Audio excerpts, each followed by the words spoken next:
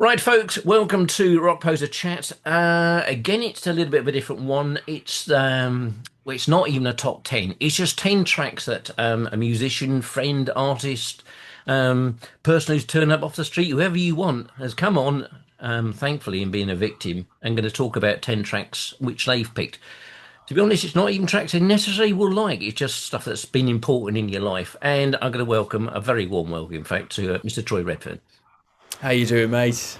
Not too bad. All Good good. to see you as always. I guess looking at the first song on the list, in fact, it's one of the first 7-inch singles I think I ever bought.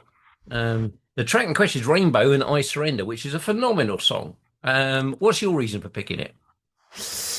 Well, it was my brother had a copy of it because I think it was 81. Was it 81 it came out? Might Around have sort been, of like yeah. 80, 81. So I would have been six or something like that. And my brother bought it, and I just used to hammer that single to the point where it was just degraded and sort of you couldn't know it was all crackles and but yeah, it's and recently before we would have spoke about doing this, like I came across it on YouTube or typed it in, and I forgot how good it was. The harmonized guitar solo, vocals are just phenomenal. It's just a blinding song. You know, I know people sort of some people don't like that era of Rainbow, and that single was very commercial for the Deep Yep. Purple crowd and all that, and it had a lot of negativity. But as you know, as a kid, you don't know any of that stuff. You just either like something and it got a great. It was just interesting to remember that that was one of the earliest things that I listened to, and how it must have shaped what I like. What I like. The whole sort of guitar thing, the sort of rock thing, and again, the guitar solos in that are just excellent. Just the harmonized thing is brilliant. Because they did go through such a mixture of setups. Obviously, you had the Graham Bonnet era, and then of course you had the Jolene Turner era, Yeah. and then it went from there. And then obviously you've petered out. But yeah, I mean, I'll be honest. I like Rainbow. I'm a Rainbow fan, but I don't like all Rainbow. I Right. I, Yeah. Yeah. I Yeah. sort of pick stuff from different What areas. about Dio? What about Dio? Were you into the sort of Dio era or? Yeah, I mean, Ronnie. Ronnie's Ronnie. I don't like every Dio album, Yeah. but certainly the early ones and the stuff he did with obviously with Sabbath are incredible, Yeah. incredible stuff.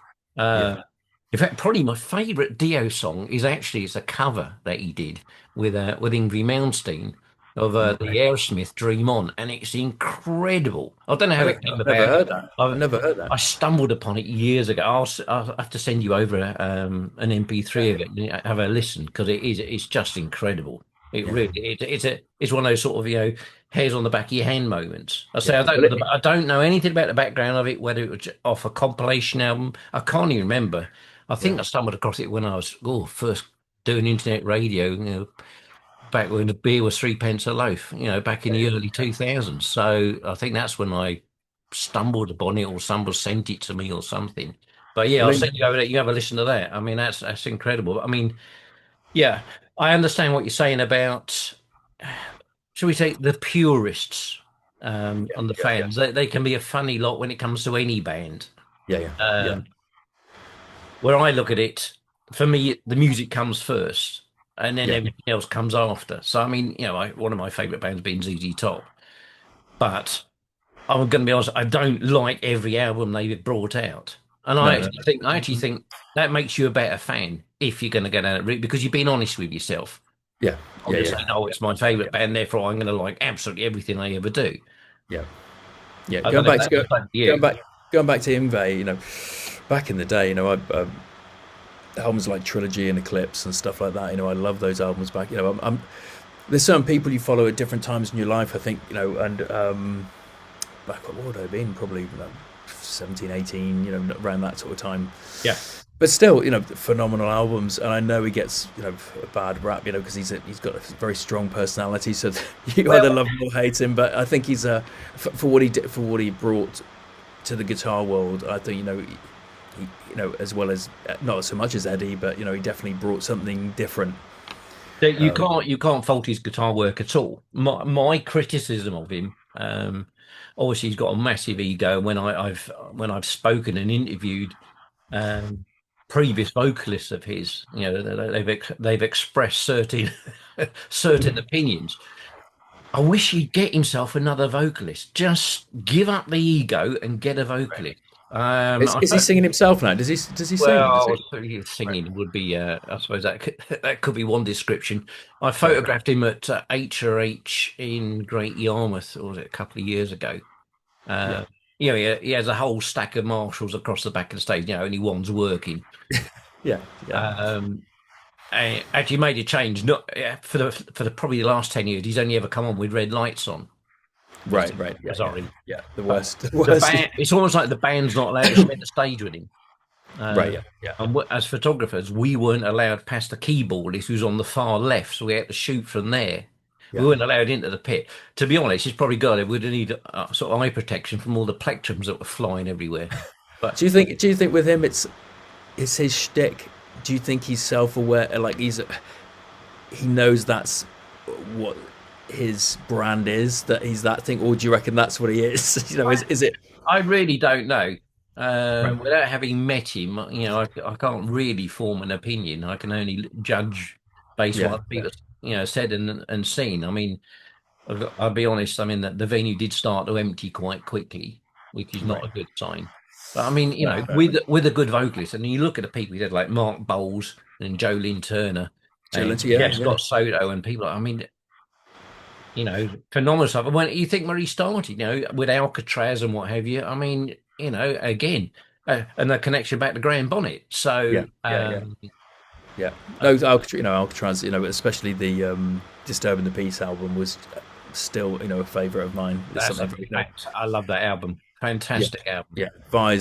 Steve Vai's work, that post Zappa era between David Lee, Yeah, yeah. David Before Roth, he the went David to Lee Roth albums were amazing as well. Before White Snake, and yeah, was just you had these concise solos they were very characterful and animated and quirky, and I think within the song you had that little space to do a guitar solo that was very different and yeah, just had a little character sort of thing going on, which obviously he's still fantastic, but there was just I think it was just a great period, and Graham Bonnet's great on that as well. I remember finding a video back in the day. I'm sure it's online now, but of them in Japan, because I think it was a short-lived thing. Did they not get much record company help? Something happened, well, didn't it, during the release? to bring on that, they are still an entity. Right, They just released or just about release an album of stuff redone with their new singer because they had a whole legal spat with Graham Bonnet over the name and everything. right, It's been a little bit nasty. Alcatraz issued a statement be a couple of weeks ago. Trying to remember, it was in the music news on the website. Pointing out that he actually lip syncs and things like that now, and he's got no right to the name whatsoever. So it got a bit funny. So they're now their own entity. yeah, yeah. I It's a can't shame. remember. It's a shame all that stuff goes on with those sort of with heritage bands. I saw a little clip of what's the name of the guy from Rat, the singer, Oh, Perry, Stephen Pearcy. Stephen Pearcy. Yeah, with oh God, my memory's going. What's the name of the guy who's got the big podcast at the minute? The Smashing Pumpkins dude. Oh, yeah. Yeah, yeah. It was, Yeah, yeah, it was, and I think they're struggling, and a lot of those sort of heritage, there's a lot of drama in the heritage sort of bands, like Motley Crue are having lots of, all well, those bands. Rat had two versions for a while. Right. There was another one of these bands where it's no good for the fans. 'Cause it's the same with LA Guns, and I can name a few Yeah, others. When you got yeah, yeah, two versions of the band. yeah, Uh, my yeah, yeah. friends who are in Autograph, they went through a whole court thing. Now they're called Autograph Beyond because it all got very, very stupid because the previous guitarist decided to throw his toys out the pram after previously stating he didn't want to do the band anymore and Right, carry on. And then they released a new album with the last remaining member of the original band, yeah, Randy Rand, the bass player. And when he died after they'd done the album, and suddenly Mr. Lynch pops say, "Oh, there might be some money for me here," and then Yeah. it all fell out, which is a real shame. Yeah. Um, But it's very it just seems frustrating. if it seems to follow it around, that particular sort of. I'm sure it's the same in all eras, but you just hear about that kind Yeah, of. yeah, I think you're right. Yeah, there must be something about that era where they found out how sort of royally they got screwed back in the day by Yeah, management or what have you. yeah, yeah, yeah, yeah. So, what's the next track up? I'd say it could be any sort of Queen track from the first four albums, but Right. Ogre Battle from Queen Two, the whole Queen Two album, it's super special, and again the obsessive listening to those albums. When I was about 7, 8, I still listen to them now, but and I think they're sort of production heavy albums in the way that what I mean is Roy Thomas Baker, I'm guessing, sort of is behind it, but the detailing of sounds coming in, sort of like the Ogre Battle, it starts reversed, so they've obviously flipped the drum track Yeah. and played the guitar track backwards, and then it bleeds into the being the right way around, and techniques like that, all that kind of stuff, and all the things in stereo, sort of bouncing around the stereo field, just got me into loving production albums or enjoying that. I was watching something the other day, and back in the day, you would, or I would, I'm sure you did as well. You listen to an album like you'd watch a film. You would sit and Oh, absolutely. be in the album, and Yeah, yeah, yeah. that's a lost. I think that's there are guys, obviously, there are people who still do it. But those albums you can get, those soundscapes you can get lost in, and I love that. I absolutely love that, and I think, like I said, I don't know whether it was a whole team effort with those albums of doing that, whether it's Roy Thomas Baker's thing. But yeah, it had a massive impact at a young age, and the same with Night at the Opera, Good Company, and tracks like that, and the Prophet song. I absolutely love that, and again, it's just another layer of what has made me like what I like. I think. Yeah, I mean, it's Queen. I discovered because some of my cousins were really into Queen. So when we went to visit, Yeah, well, like I said, he was always playing Queen, and that's how I wasn't aware of him before. I mean, growing up, sort of beginning, I had radio on, but didn't really understand what I liked, if that makes any sense. It wasn't till yeah, sort yeah, of my early teens and sort of light bulb moments. yeah, But I thought when I'd heard it, I thought I like it, but I didn't really know why or actually really know anything about them at the time. I yeah, made up yeah, for it since, but at the yeah, time I yeah, thought, yeah, yeah. yeah, I like this. This sounds good, but I didn't really know, or I was probably too. Well, I was too young when the first stuff came out. I was. Hmm. Well, when was the first album? 70, was it 74? Was it? Yeah, yeah, because it was a quite a spate, wasn't there? They Mm. did a lot between 74, 75, didn't they? There was a I could never get the chronology right of that little era of what was coming out, because it seems a bit erratic of their output. Because No, Seven Seas of Rye came out, didn't it? And yeah, I mean, they were. I mean, it was almost one every sort of 10 months, wasn't it? yeah, Really yeah, coming yeah, out. I mean, yeah. when you think about it, and for that to maintain that quality of music, Well, like Sheer Heart Attack is just it's just ridiculous. incredible. Yeah, Leroy Brown and tracks like that, the layering of the detail of what they're doing is is scary. Really, how you'd. I think it's arrangements, isn't it? It's not so much the song with it. Well, it is obviously the song with it. They're great songs, but the piecing together of the arrangement is what is super clever with that stuff. And I don't know what speed they were working at. Again, Roy Thomas Baker may have had a hand in that, and he may be a mastermind. I don't know, but it's yeah, it's astounding work. I think. I'll say they're one of those bands, the same as the Beatles, in that you know, even if you don't like the music, you can't not accept how good they were.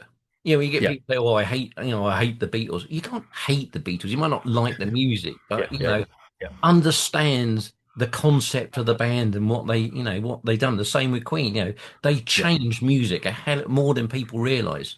yeah, David Bowie's another one, which obviously poignant at the moment with anniversaries and stuff, yeah, who, changed the whole, landscape of music at the yeah, time and continue to do so, which is yeah. is something which a lot of people just can't do. I tell you what, I've come across recently. I don't know why it's popping up on my feed, which I missed at the time. Is lots of Tin Machine live footage and Reeves Gabrel on guitar. And I tell you what, I was shocked how good it was. I don't know why I didn't get into it back in the day, but like his playing, Reeves Gabrel, it always seems to be the guitar clips that are coming through on reels and stuff. Yeah. His playing on that is just phenomenal. He's just ripping it, and it's not something you normally like, associate with Bowie to hear a guitar player just like going crazy by the side of him. But phenomenal. And that would Well, have I been think was that's because early it, nineties. because obviously it was a band rather than Bowie and a few musicians, as Bowie always famously said, this is a band. Yeah, This is, you had to, I think it's almost like you had to get it out of his system and screw the critics. I don't care. I just want to get this out of my system. yeah, yeah. And it's amazing stuff. I keep sort of having dives back in because Ziggy Stardust I'm a fan of that album, and I know it because I bought it back. When you buy CDs. But the Adrian Belew era, I've gone back and listened to that. It's not something I sort of knew as much. But I was interested to hear what Adrian Belew was playing with, on his stuff. But yeah, like you said, it just reinvention and yeah, staying relevant through decades is just that's the like a strange and to stay credible with that as well. And not sort of maybe the 80s. I wasn't keen on the Let's Dance era personally. I still think I can still be objective and think that they're great songs, and that Neil, what's the producer, Nile Rodgers, they're amazing production. But it's of its time. It worked Oh, back in it's the very 80s. much of its time, and I think it worked. It opened him up to a wider audience. Yeah, I think because it sort of brought the pop fans in. yeah, Um, you know, I can't say I listened to it very often. I listened to it at the time yeah, because it was like something quite new, and it was like, oh wow, this is David Bowie. Okay, and, yeah, when you listen to it, the Let's Dance song, it's a good song. It's yeah, a yeah, yeah, it's a yeah, good pop song. yeah. I think is the best way of putting it. I Uh, can't say, I didn't really sort of listen to his stuff from then on. Tin Machine Earthling. didn't really grab me at the time. It wasn't the music I was into, and Yeah, I got maybe it's into something I need to revisit. Yeah, Earthling I got into just because, like I said, I'm a big Reeves Gabrel fan, and he was playing, on that. So it was something I checked out, and that was interesting. I knew he dabbled in drum and bass sort of thing, so the rhythmic stuff, the rhythms that are playing on there, are that, but the guitar playing on top of that is unique, and I like any player that's doing something that is just you've not heard before. And back then, I think that would that have been sort of like early 2000s, maybe late 90s, 98, maybe. Yeah, probably late 90s. Yeah. Yeah, it was just totally different, and but 5 years. If I could pick a Bowie track, it'd probably be 5 years. That's a monster of a song. That. The next track, well, it's a touch of the blues, ladies and gentlemen. Blind Willie Johnson with "Cold Was the Night." Yeah. Again, there were so many tracks I could do. I could do a top 10 blues list of stuff that I like, and but you know, certain artists hit you. It's like I'm not into all blues, but there are Right, people right. that resonate. You know what I mean? Yeah, And it's the yeah. same with rock. It's the same with rock with jazz, with any genre, isn't it? You know what I mean? It's people say, "Oh, that's great." There are things within it, that you'd like, but Blind Willie Johnson seems one of the most authentic, especially those guys back then, for the reasons they were playing the instrument. He was a preacher and sort of blind and would play at the church and stuff, and then but there was a kind of a realness, later on, sort of like 20, 30 years later, it became more of a, a commodity. People changed. So that whole sort of the next generation of blues thing was for a different reason. I'm not saying there's anything less valid about it, really. Well, maybe there is, but those, Robert Johnson and Blind Willie Johnson, that they're all closer to the source of what that music is, what they were, and that particular track called Was the Night, the instrumental, with just the humming and stuff. I think they sent it out on the was it the Voyager, the Voyager satellite Yeah, that got sent out in the 70s, I think, because it was a disc. Didn't they that's right. Yeah, send a they gold sent a record? they sent a laser disc up Yeah, with all yeah, sorts of stuff on. Yeah. and that was one of the tracks on there, I think. But yeah, his slide playing is just yeah, it just moved me, and and you hear certain things and it sort of changes you and stays with you, and all of his stuff. He didn't record that many tracks. I can't remember how many it was, but it's I think it was a few more than Robert Johnson. But I'm sure someone hearing this will correct me on I'm that. But sure they will. it's blues geek out there. Um, but yeah, it just for a long time, kind of you know, because I play slide, I play in open tunings and stuff. His playing sort of got in my head. You have little fragment of things that live there, and sort of like But I'm lucky in the way that I never learned to play like because some people will try and nail a player's identity, and I personally don't think that's a good thing. Because then when you go to play something that can come out and you just you're aping something. So I I think with him I've been influenced by what he's done without completely remove myself from it. So yeah, as a musician, as a player, he's definitely been influential, to my mindset really. So it's probably more on that side of things, that Blind Willie Johnson sort of affected me, I think. When you're listening to as a musician and obviously as a guitarist, when you're listening to another guitar player, whoever it is that you're listening to, are you starting to get a bit sort of analytical or trying to interpret what's going on, or are you enjoying the music, or is it a combination? I don't generally analyze unless, and the only time I do that is if I had to learn something. If it was a weird situation where I got to sit down with a guitar and learn a person's Right. thing. Other than that, no. If it's good, it shouldn't be like, it's a bit like getting my lad to read books. It's again. And what I said to him is like, forget about reading. You don't want to be thinking about reading words on a page. You want to be reading the words on your page and creating an image in your head. So you're not aware that you're reading words. You're just absorbing information that's creating a move in your head. And it's the same with music, really. When you're hearing, if you start getting into the trying to break down what they were doing, you wouldn't be having that feeling or whatever is generating in your mind. You'll be losing the magic of what music really is. To me, anyhow, because there's a magic in music that's more than some of its parts. If that makes sense, I think. Yeah, no, I get it. I mean, the reason I ask Is is that because I've never been blessed to be able to play anything.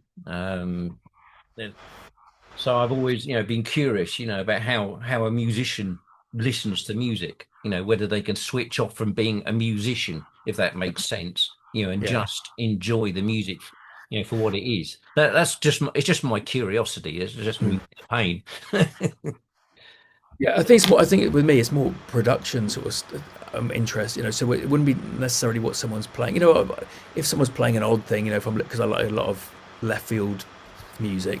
So then I might hear the drummer doing some odd time signature thing and be like, oh, what the hell's going on there? But Right. I'm not the sort of person who would Dissect it. no, no, no. But I would be aware of it, and those things, spike my interest because I think I've always just been drawn to difference, So if I hear something that's I've not heard before, Gotcha. my ears are prick up.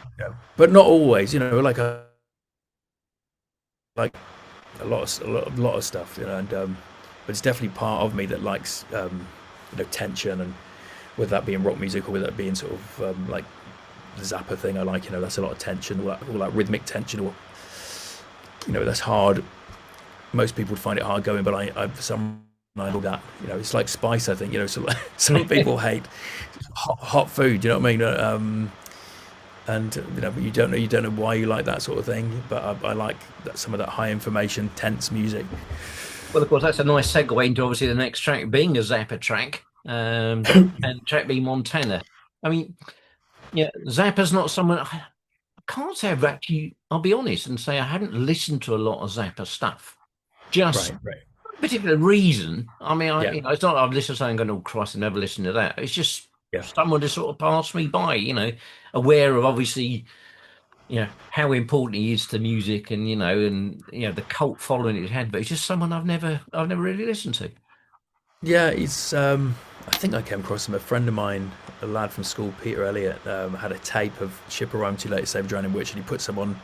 He got it on his headphones on a cassette, and I listened to it a bit. And the first time I heard it, it was like wasn't really didn't get it. It was just heard a tiny snippet of a guitar solo or something, Yeah, and then I think I read in a magazine. I think it might have been a Passion and Warfare musician article about that album. Where Steve Vai released the album, yeah, yeah, and so it would have been about 90, wouldn't it? 1990, yeah. um, 89, and then sort of went out and got a couple of I got Weasels Root My Flesh and Broadway the Hard Way, and so that was my gateway into it through him, really, because I'd been a Steve Vai fan before during the David Lee Roth years, and and yeah, I just connected with the humor, the self-deprecating humor and the humor aimed at other people, mixed with ridiculous playing, and just ideas, musical ideas that just didn't exist anywhere else in anything I'd heard. It was its own little universe, with its own in jokes and its own kind of thing going on. And I don't know why I loved him. But, maybe it was filtered through the fact that I was a big Steve Vai fan. So then kind of what you I'm sure you're the same. If you're into an artist and they say something, you go and check it out because you've read that they like it. And I was a big fan. It's something I've just to this day still absolutely on the way to. I've just taken my son over to a friend's place, and on the way back I was listening to Sleep Dirt, which is a Zapp album I like, and but Montana. So that's Overnight Sensation. It was the album that Montana's from, and from about 73, 74, and Jean-Luc Ponty is on it. He's a famous sort of like jazz fusion violin player. You got a guy called Ralph Humphreys on drums, and there's a certain warmth about that album. I think Overnight Sensation is the album that if you've not heard Zappa, it's kind of like it's a gateway drug into that thing. It's the one that is kind of fairly normal, and it was recorded at Ike Turner's studio. And in fact, Tina Turner and the Islets are on backing vocals on that album. Right, okay. You just got them in. I don't know if they're credited. I think the Islets be credited, but I know Ike Turner didn't like the album. He walked in and said, "What is this shit?" and didn't like it. And it was some weird contractual thing where he was obviously very controlling over the Islets, and he said that they could only be paid $30 per song. But one of the songs, Montana, actually is there's a section in the middle with sped up vocals. There's a seriously complex vocal line. It's very melodically all over the place. Very Right. complex and hard. Would be hard to learn. And I think it took him a couple of days to learn that one section, but he still wouldn't let him get paid more than $30 per track. Why he was, God knows why. He was doing that because there is anyhow. But yeah, an amazing guitar solo. Just there's I've got a big a big I'm a big fan of that era, that kind of 73, 74 sound. I don't know whether it was the desks they were using back then, but there's a warmth in a lot of those albums from that era that seem to go after that. We'll get to 75, 76, 77, it's gone. And it must be the gear they're using, the old desks and whatnot. But that album definitely has that sort of warmth. yeah, just a phenomenal, you know, phenomenal album and one of my favourite tracks of it. You know. Well, someone whose name has obviously popped up numerous times already during this chat is the gentleman who's next on your list, which is Mr. Steve Vai, and the track being The Riddle. Um, I'm guessing probably Steve Vai, certainly from a guitarist point of view. I mean, to pick one track of his, I guess he's quite tricky. Yeah, that one introduced me to in guitar playing. There's different scales and different flavors. You know, you got major, happy, minor, sad, and then you got these things called modes, which are kind of like variants of happy and sad. Right. So you'll have something called mixolydian, which is half happy but half sad. Always got as like a certain, making it simplifying it, but they're not as basic. They got these different flavors, and Steve Vai was used a scale called Lydian a lot, which has got this raised fourth note of a major scale, which sounds complicated, but all it does, it just sounds spacey and ethereal and kind of like esoteric, or do you know what I mean? It's got that scale gives that vibe for some reason, and you hear it a lot in sci-fi films. The Simpsons use it in that first track, the theme tune. And I'd never heard anything like that before, or didn't understand any of that. This is again would have been 16 or something. That track kind of opened that kind of door into that world of there are different scales, and like I said, I'd never heard anyone using stuff like that, not to that degree, and that track in particular pivots. It's just, I think the whole track is in the E, and the bass is just kind of hitting and low E and a high E the whole way through. So all the other details of scales and all this kind of Eastern stuff that comes in is just pivoted, is held down by this one note, which is mad when you know where that track goes, because it's pretty out there. And yeah, I remember hearing on a hillside. There's a place called Clee Hill. We used to go and sort of spend time, and we were. I should like just put it. Otherwise, sort of. Otherwise Yeah, occupied. yeah, we'd had a good evening, let's say that. And I remember hearing that we had the old ghetto blasters. We got this old ghetto blaster in the back of the car, eyes closed, and listening to that was generating these amazing futuristic cityscapes. This flying through this, one of the most amazing things. And then weirdly, the same person I was with, we went to see the 25th anniversary of that album, Yeah. probably.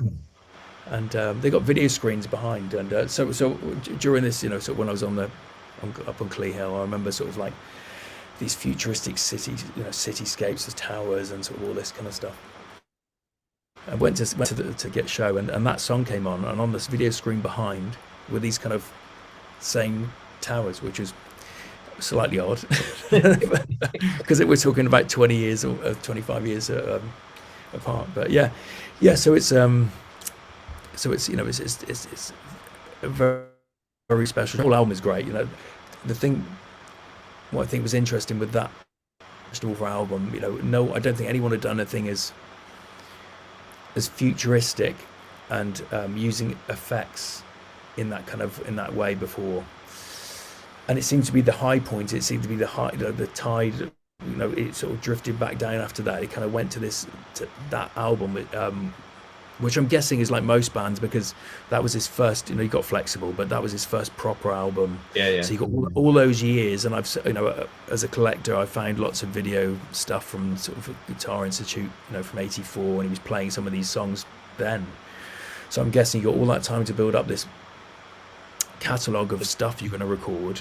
You record it, and then everything then has to be a quick year between you, so you have to write stuff quickly to keep the ball going. But it seems to be a lot of bands' first albums, they've spent their whole God knows how long getting all that material together, and that's maybe why it's so special. And I followed Steve Vai and still sort of follow his stuff, but I think that is the high point. That album is super special. I do. I mean, I do like Vi. The only thing of Vi's, which I've said many a time, which I don't like, was his time in Whitesnake. Just for me, is just a huge no-no, and that's coming from someone who's a huge Whitesnake fan. Yeah, yeah, It just was not a good mix, and unfortunately I'll never forgive that re-recording of "Fool for Your Loving," which they absolutely murdered yeah, him yeah. and DC. So, unfortunately, Did Mr. Vi, I won't ever forgive you for that. did they ever re-record "Slip of the Tongue" with Adrian Vandenberg? Does that exist? Because he wrote those guitar parts. Well, look, He I know did obviously. write those guitar parts. Of course, he didn't do it because, of course, he injured Yeah. was his hand or his wrist or whatever. That I don't know. Again, no doubt Yeah. there'll be some experts can can let us know on that front. Um, Yeah, yeah, because that would be interesting hearing that stuff. I'm guessing it'd be rawer because Steve Vai coming off his Passion and Warfare album, it was very not synthetic, very precise, and he probably his flavour into it, which I'm guessing that Coverdale wanted. He always got great players in, so he probably yeah, yeah. saw he could do. Let's have some of that, and but it definitely changed it. It changed it into a different beast, and it'd be interesting to hear what those songs sound. Because Judgment Day is a cracking song. As a song. As a song, yeah. Um, It's uh, it's the one song I can listen to on that album, which is all right. yeah, But it's the one Whitesnake album which I don't listen to. yeah, No, yeah, yeah, I haven't listened to it in I don't know, 30 years or whatever. yeah, yeah. I know a lot of people are like that. I've seen that in forums and stuff a lot. That's a quite a Certainly, us Brits tend to prefer the early Snake stuff, the more bluesy stuff. yeah, But yeah, I prefer it because it's the more bluesy stuff, and I do like bluesy rock, but also because they're one of the first bands I ever got yeah, into. So, I mean, one of the first albums I ever got because I was given a cassette by a chum at school, and on one side it yeah, had "Live in Heart of the City," and that was, and the other side was Judas Priest, British yeah, Steel, and that was it. Then that was that was my soul to rock and roll. So I've always yeah, had yeah, yeah, a yeah, soft spot for that side of Snake.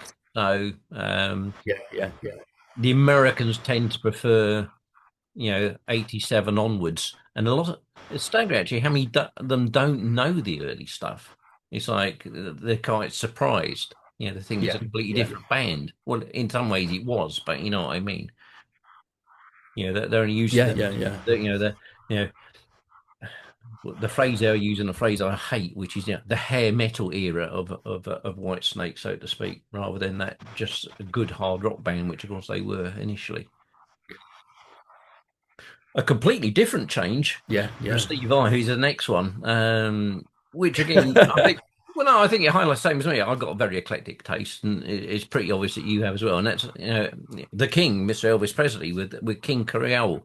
Um, Yeah, Elvis to me is someone I guess I dismissed when I was younger.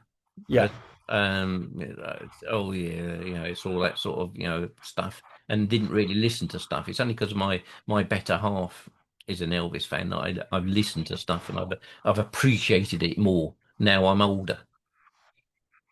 yeah, yeah. I got three older brothers, and the eldest of those three had a record collection, so I was hearing stuff blasting away, and he had the I can't remember what it's called. I remember the cover. It's sort of like kind of like his usually the usual thing. His face with the sort of goldy kind of thing going on. But it was the 50s kind of era, Yeah, yeah, and I think I've been to my cousin's place, and I got my first. There was an acoustic guitar kicking around there that had like two strings on. Just an old dog of a guitar, and I brought that back with me from one visit to my cousin's place. And King Creole, for some reason, seemed doable. That because I'm not sure if it's even is it the bass line? There's dum dum da da da dum, but I'm not sure if that's the bass or if that's listening to the track again. And that was kind of one of the first things I learned. Just by ear, just by feeling it out. yeah. And yeah, so it wasn't. I was never an Elvis fan. Like I said, the stuff he did sort of in the early day in the 50s was you know it changed the world, but I wouldn't put it on for pleasure, and I wouldn't on in the car. I wouldn't sort of like stick it No, I with get song. you. No, I get It's you. not gonna, Yeah. I'm glad I You can listened to, appreciate what he did. It changed everything. yeah, yeah, yeah, Him like and the Little Beatles, Richard changed everything. That was it. yeah, yeah, yeah. It was, and and he took a lot of, you know,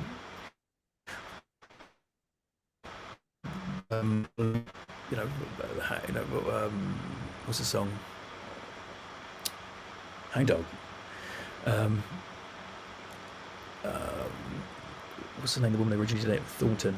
Um, names Oh, skip me. terrible names. I'd love to help, but Yeah, so he brought that music, I suppose, to sort of, to the public, and who wouldn't, that was sort of like just black music, and he brought that into a different sphere.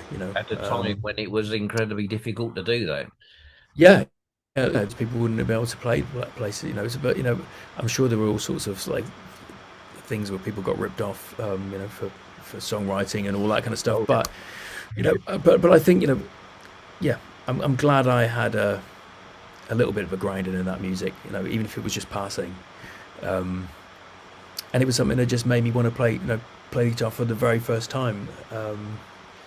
That and Fleetwood Mac, the chain, the chain sort of thing. Just that simple bass line. I remember learning that on that acoustic guitar because I kind of realized if you go this way, it goes higher. If you go that way, it goes lower.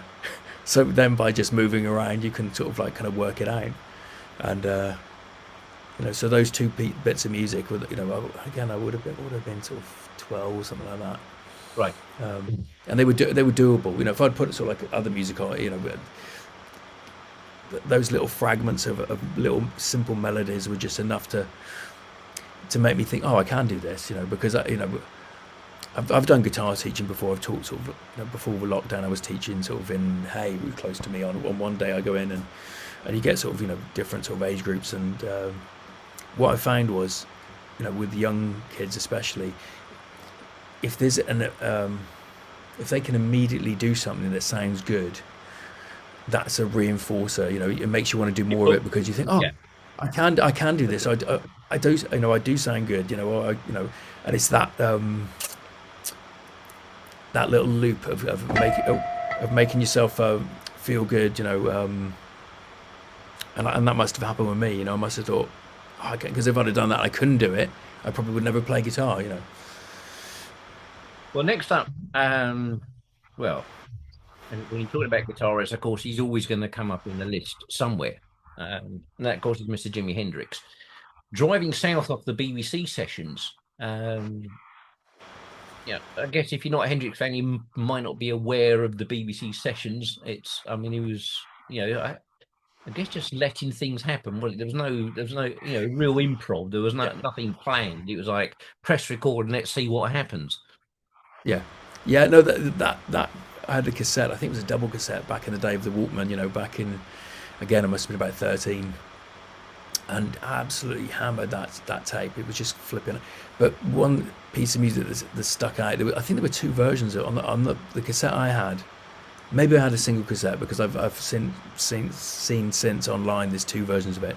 Right. But there was a version of an instrumental called "Driving South," and it was just, yeah, it was just superb. The whole cassette, is the different versions of of all of his classics are on there. But there seems to be, and in fact, I probably hammered that before I got the original albums, so I was aware of these kind of like BBC sessions. Yeah. And so then to me they're better, because they're the first things I heard, and they're the ones that I got ground in, by repeated listening. But when you asked me about this top 10, that track sprung to mind. I don't know why, because it could have been any number of Jimi Hendrix songs I could have, but that one. But you see, I remember this. there isn't always a reason. It just No, no, sometimes the music just hits you, and it's just like yeah, yeah, you you, you could probably analyze it to the cows come home. yeah. It doesn't I matter. remember going. Enjoy it. On a bus trip to see the Blackpool Illuminations as a kid, and having that cassette and that track, so there's a definite sort of like memory attached of Yeah, yeah. going there for some reason. So I don't know whether, and it's that, but like like we were saying about David Bowie, it could be any number of you know um, you know all the Band of Gypsies album, or it just pretty much everything that guy did in that short condensed space of time, which was nothing really. No, It was just incredibly small. it was 3 4 years tops, I think, and again, how like there's a few people who were like we're saying about Bowie, Elvis Presley, Hendrix, and the Beatles, changing the face of modern music, which is nuts really when you think about the impact any of those artists Yeah. had. I mean, Unpredictable, all along the Watchtower is one of my all-time favorite songs.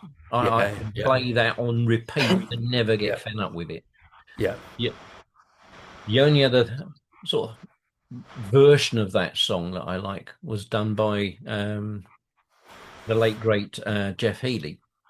Right, yeah, I was yeah, I'm a massive hi-fi nerd, and I used to buy hi-fi mags back in the day, and there used to be a magazine called New Hi-Fi Sound, and they had I still got it actually. It was a three-track mini CD single, right, yeah, so not full-size CD. It just had three tracks on it, and one was it was a live version of All on Watch Show by Jeff Healey, and yeah. that is just my God, that's just you just gotta sit there and just absorb it. Everything else just disappears. It's He's the only one coming close to the original. Yeah, yeah, and Jeff Healey again. I'm going out with Philip Sayce, who was Jeff Healey's, you know, um, mentor, wasn't he? He's the Yeah, guy yeah, sort yeah, of yeah. Philip went out with all those years. So, and I think Philip's got that. On the this is side, going side note, but you know, as far as guitar players go, Philip has the fire. There's not many people who have the fire, the thing. I don't know what Yeah. what it is, because people can play the same notes, but there's something very powerful about Philip. And I wish I'd gone to see Jeff Healey. In fact, a story about Jeff Healey. Well, I kick myself to this day. Some friends who live locally used to drive Jeff around when he used to come over, because one of their dads had a massive jazz collection, and he was a big trumpet jazz fan. And they go and it's one Sunday night, it's going back years ago, and get a phone call from this guy. We don't speak to very often, and he said, "What are you up to tomorrow?" And I was like, instantly, I didn't. He didn't say what it was, and he just said, "Oh, I'm busy." I made some excuse before I'd even heard what it was. I said, "Oh, I'm working. I've got something." And he said, "Oh, it's a shame." He said, "Because we're going out for dinner with Jeff, and you could have come." And my brain's trying to backtrack and think, can I? And it was, yeah, I blew The it, and moment had gone. Yeah, yeah. it had, and it was absolutely killer, because it wasn't long after that he passed away. And what a play. This, the stuff I've seen, because I've obviously sort of YouTubed loads of his stuff and listened to the albums, and again, he was just unbelievably fiery. He didn't sound like, some guitar players sound like they're sticking licks together. You can hear like they're playing one phrase, and then they've learnt it perfectly, and they're batting up against the next one they've learnt, and you can almost hear the sellotape in between the licks. You know what I mean? Whereas people like him and Philip, is as close to channeling something as you get. You know what I mean? And because they're not, their operating system is sort of switched off on whatever they're doing on autopilot. And yeah, Well, next up, again, guitarist. Of course, the band being Van Halen, Drop Dead Legs. Again, I guess it's, you know, picking Van Halen songs. That's always a tricky one. I could have been anything off that album. It was not. It's just 1984 was the album, so that was. I looked down the track listing and I thought, kind of like them all, but that's a great, guitar player on that track is amazing, but on all of them.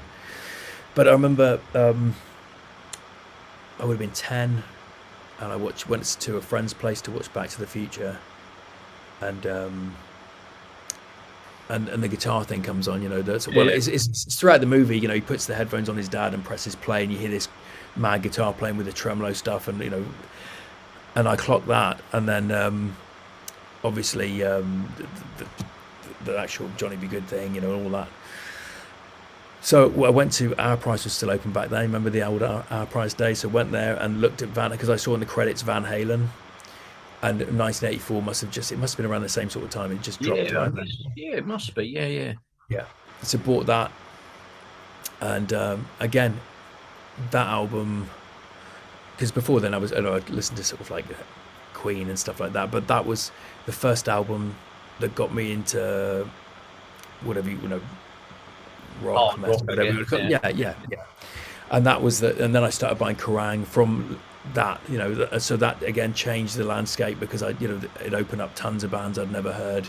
Got into Aerosmith, got into Motley Crue, got into Wasp, got into Cinder, all the LA stuff was big in 1984, 1985, 96, all that kind of those 3 years. Um, so yeah, that album kind of opened that door from watching that film, sort of. So it was Back to the Future that kind of like showed me there was something else there in the credits. Got the album, and then for the next 5 or 6 years, I was just I was there. I was loving it, which is odd, because I'm sort of living in a rural little in a border town. But that's probably why with that stuff appeals. I think you're getting magazines like Kerrang. Kerrang was really good back then. I haven't read Yeah, Kerrang for I bought years, it. I bought it. Every but issue it was back so then. Yeah. it was great, and it was sort of like a wheel into it, like it was like an alien world from where I was living, and I loved it, and absolutely, and yeah, I went backwards into Van Halen's catalog. So I was a big Roth fan, and then obviously, like I said before, I've sort of followed Roth into his own stuff. I didn't like what happened, the Sammy Hagar era The stuff Van myself. Hager era, as we call it. Yeah. Well, Why Can't This Be Love? And I heard that track, and I was like, because I'd gone backwards into the catalogue and listened to like Van Halen 1, 2, and Fair Warning and stuff. That had like a ballsy edge, and then Why Can't This Be Love seemed like they gone more down the synth commercial thing, and I Yeah, get I but get one. try revisiting that album. Yo, you ain't one too. It's worth revisiting and actually really listening. Uh, Right, right. and because it put me off that song when it came out, and then I revisited the album and actually realized actually this is a damn good album. Yeah, yeah. I didn't give it enough chance. I got dragged into the whole uh, I'm Mr. probably the Rock, same. Diamond Dave and Van Hager business. Which side, where you going to go with it? And Yeah, yeah. I'm probably the same. it I got so I so yeah, ingrained, with that. yeah. Like I couldn't listen to Queen now. I couldn't go and listen to Adam Lambert. That just would be. Oh, I yeah. know, so, but I couldn't go there. There was, um, but yeah, Van Halen. Still I put that album on. Women and Children First is an absolutely killer. It was just all those early albums, just Yeah, as yeah. super special. And again, people change the change the face of guitar playing. Everyone after that wanted to do that, and be that for that all that LA scene. Really, pretty much most of the guitar players were trying to do something that similar to what he was doing. Except maybe you got like Warren DeMartini, who's great from Rat. We were talking about Rat earlier, and he was a phenomenal player. Well, we've got two more tracks, and again, we're going to dive into the eclectic cupboard, so to speak, and that being Gong and Night Illusion, a band I know the name. I'm going to be honest, I don't know anything about them. Well, they were a band that sort of started around that Canterbury scene, I think, originally. Right. Uh, Okay. now I've got not much interest in that kind of early period. Um, you know, that was kind of twee and a bit sort of like out there, kind of stony, trippy sort of, but in a very sort of twee way. The band went through different lineup. I don't know why or what happened, um, but a French drummer whose name is it Pierre Mondrian, got hold of the name and got signed to Virgin, because at the time there was a lot of that kind of proggy stuff around, or like Yeah. instrumental jazz fusion, I suppose, or jazz rock. And Alan Holdsworth was brought in on the album Gadzeus, and so this track Night Illusion is from that album, and that was my first discovering Alan Holdsworth, and as a guitar player, I know, I like, he's an alien. He's the guy that Eddie Van Halen and Steve Vai and all those guys were just like, that's the guy, and he's just like light years ahead of anything that people. So it's kind of, but during this period of gone, because Alan's released tons of albums, and the more you get, the further it went on. Before he died, the more kind of out there it got. But during this period of gone, they're sort of coherent.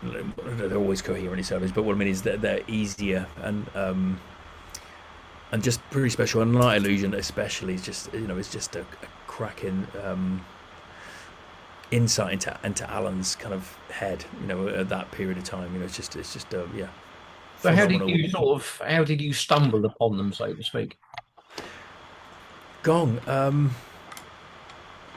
I'm trying to think because this is pre-internet sort of, because I was buying CDs. Um, I'm trying to think what I must have read. It must have. This would have been about sort of like 97, 96, 97. So it's definitely pre-internet. Yeah, and sort of So, Kerrang was sort of off onto their sort of the style of sort of new metal and all yeah, that yeah. stuff by then, weren't they? So It might have been a tad early, sort of around 95. Could have been from Guitarist magazine. It could have been. But I don't know why I'd get into Gong, because that would have just been Alan Holdsworth. So it would, and these days, if I typed in Alan Holdsworth, they tell you all the bands he's been in, and it'd be like he's been in Gong, he's been in sort of Soft Machine, all these different things. But back then, I wouldn't have been able to access that information, so I don't know why I would have got the Gong um, maybe there albums. was a particular album coming out, and they were, I say, if it was Guitarist magazine, maybe they were just highlighting that particular era or something.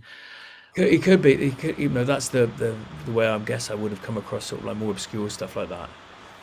Um, I did meet a guy I remember a guy in a record shop in Hereford. There was a little place called Bastion Muse, and I was sort of like going through the Zappa sort of section, and this guy there said, "Oh, you're into Zappa and Vine?"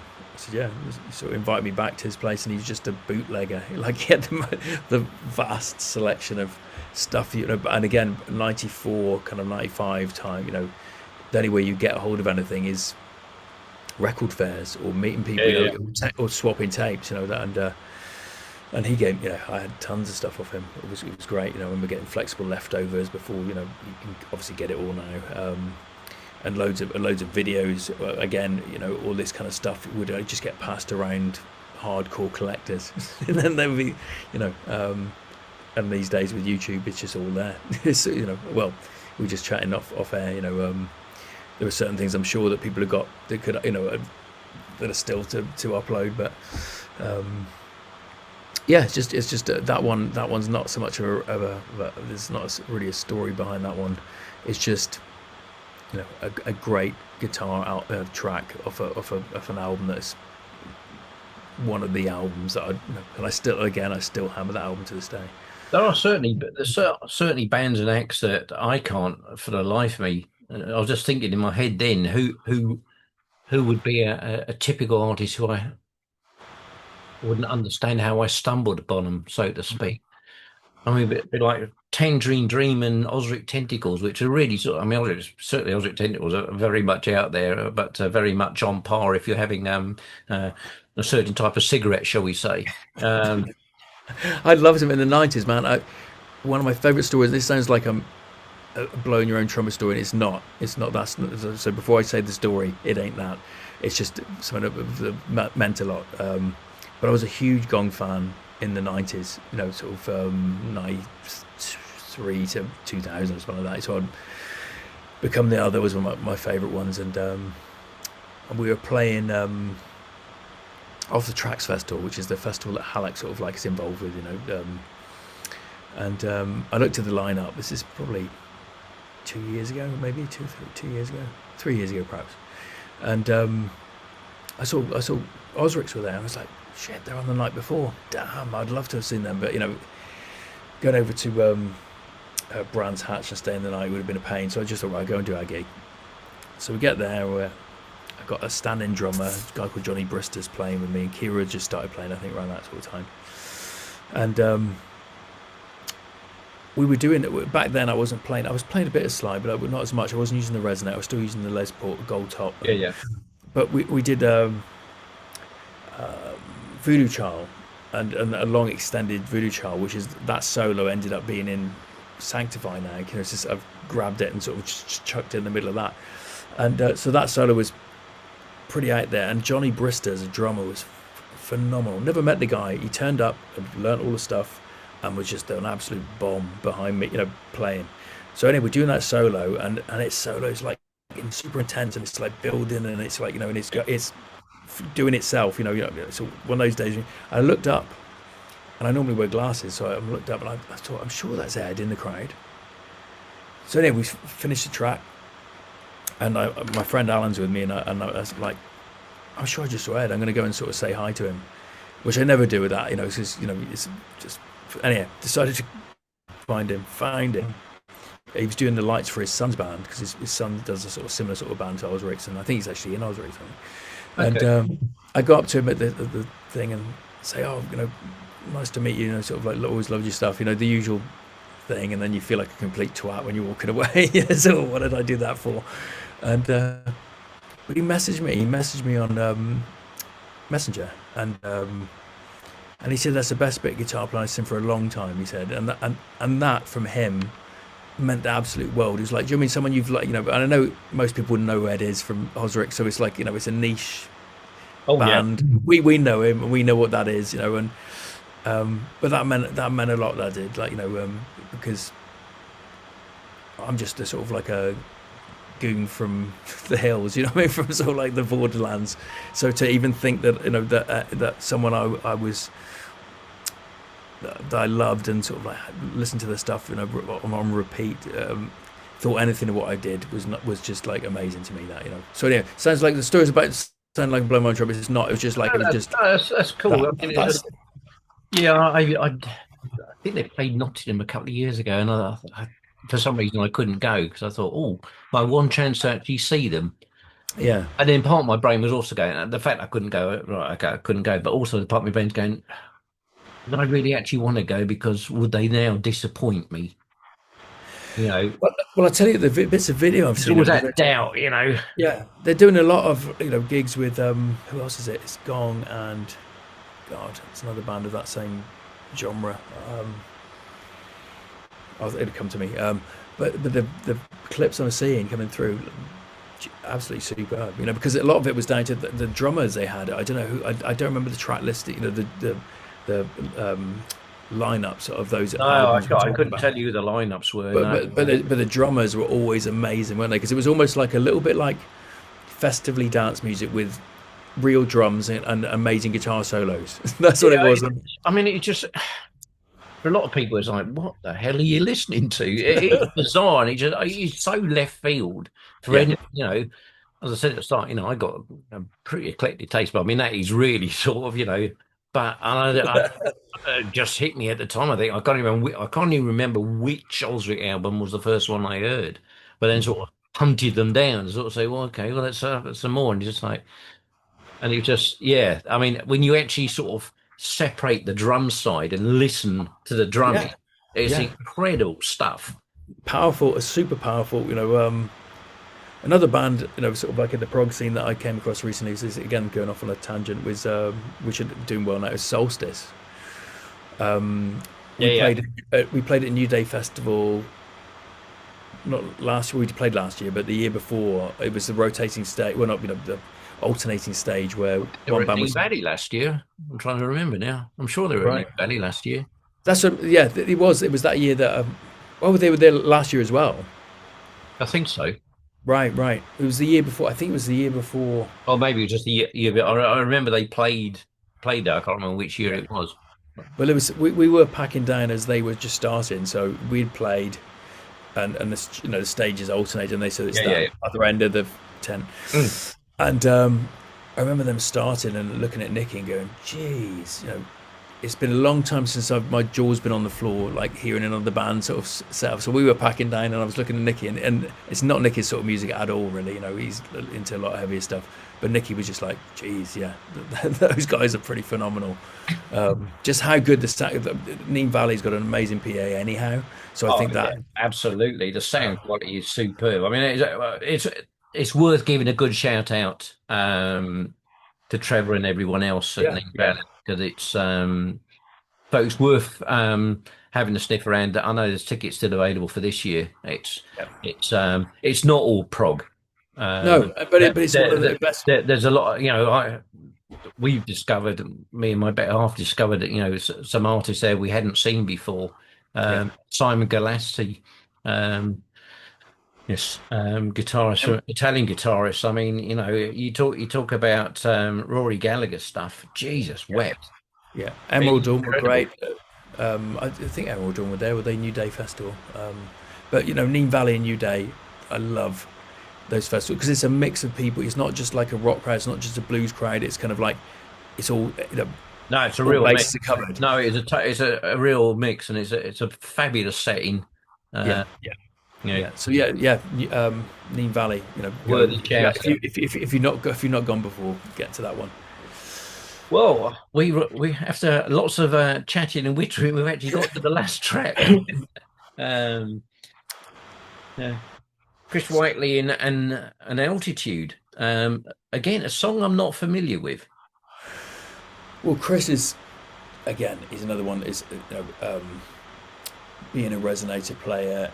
That's what he's plays a sort Yeah. of an old national, and was very much into different tunings. Like I know like I've seen his set list with the tunings. So, someone back in the day taking photos of it, and it's just like every song is a different tune. But it's what one particular tuning of his that I use, that I love, and I've written most of my stuff in, and so his tuning thing sort of changed what I do really. Okay.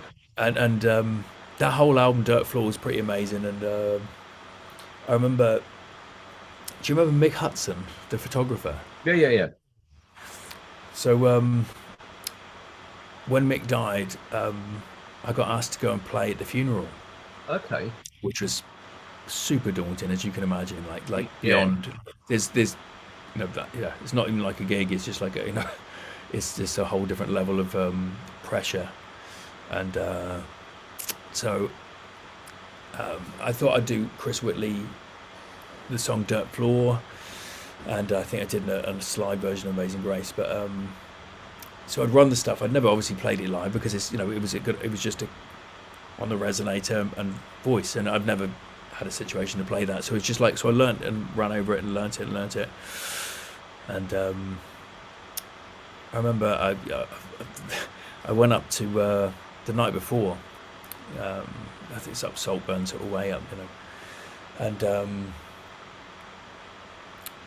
someone asked me, it was kind of looking after me, asked if I wanted to go out and meet some mixed friends the night before, and so I said, yeah, I really wanted to be in the hotel, sort of practicing the songs, to be honest, but I went out, and so I walked in. It was a little pub, and people sat at the table. There was about 6 people there, and they all stood up and sort of shook my hand. And one guy was Chris Ingram, the sort of guy who used to run own classic rock and stuff. And there was Paul Elliott there from Guitar Magazine, Total Guitar, and so basically it was all sort of like photographers and those industry types who were mixed mates. And I just suddenly dawned on me, not only was the pressure of doing the playing, at the funeral and the pressure of sort of, but then in the audience is going to be these guys who were like guitar editor sort of types, mates. So I was like, oh Jesus, I tell you what, the pressure of doing that. I remember walking up with my guitar, and obviously you want to do right for mixed mum and stuff. You want it to be, you want to do it right, so it's a very serious thing, you know what I mean, and the pressure of like feeling So like many this. different levels of pressure. Gee, yes, yeah, and it went all right. It went through, and those guys were lovely, and but yeah, that was hard. So that song, sort of was yeah, has got sort of a thing behind it now for me. You know what I mean? Because I remember doing that, and luckily everything was it was good, and I just didn't want to disappoint you. And in those situations, I just wanted it to be right for a Cool. mixed master. Yeah, yeah. But yeah, Well, Troy, like I say, it's been, as always, an absolute pleasure chatting to you, mate. I always enjoy our natters because it always goes off on God knows how many different tangents. We somehow managed to corral it into some sort of format. Hopefully, hopefully we haven't bored people to tears. yeah. No, no, it's been a good chat, For the man. stuff we didn't know, please do let us know. Yeah, yeah. And the great thing is with this, when you forget you sort of like you're filming it, that's a good thing, and it's nice having a chat. Yeah, absolutely. Yeah, yeah, Absolutely. Well, Troy, an absolute pleasure. yeah. Again, another fantastic eclectic compilation, I guess, of music. The stuff there now, which I need to go and have a sniff around. And as we were chatting beforehand, there's stuff that I'm going to be throwing over to you to have a listen to. So, Yeah, yeah, yeah, if yeah, nothing else, we're probably gaining some new music, each of us. yeah, yeah. And that's what it's about. That's superb. Absolutely, that is exactly what it's all about. Yeah, Yeah. Troy, always a pleasure. Many Nice thanks one, indeed. Dan. Thanks so much for having me, man. Cheers now.